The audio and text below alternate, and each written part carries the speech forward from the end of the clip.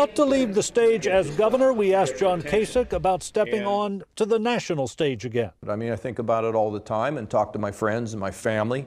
Think about is there a path to win? Trying to pin him down about mounting a new challenge to President Trump is like trying to grab your own breath on a cold winter day. I just don't know at this point. When will you? I don't know the answer to that. What the time frame? It's not a time. I don't operate in a time frame.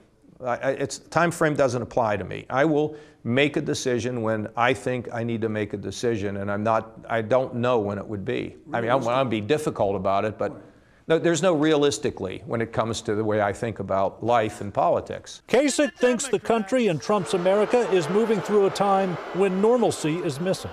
Immigration policy is a disaster. We have rising debt in this country. We have no assurance that people are going to get health care, particularly if they have pre-existing conditions. We don't get along with any of our allies. I mean, where's the normalcy? Kasich counts Medicaid expansion and job creation as two of his main accomplishments. He will soon hand the reins of state government to Mike DeWine, who's been his attorney general. Describing him as a good guy, says he supported him, wishes him the best, and leaves it at that. He had much more to say about a Cincinnati issue bothering him, the lack of revenue sharing for small market baseball teams like the Reds. It's not a level playing field in a game that is our national pastime. So that's been on my mind, and it really bugs me, and I wanted to say it to the people of Cincinnati, and I hope that Mr. Castellini knows how I feel, because he gets upset with me every time I raise this issue.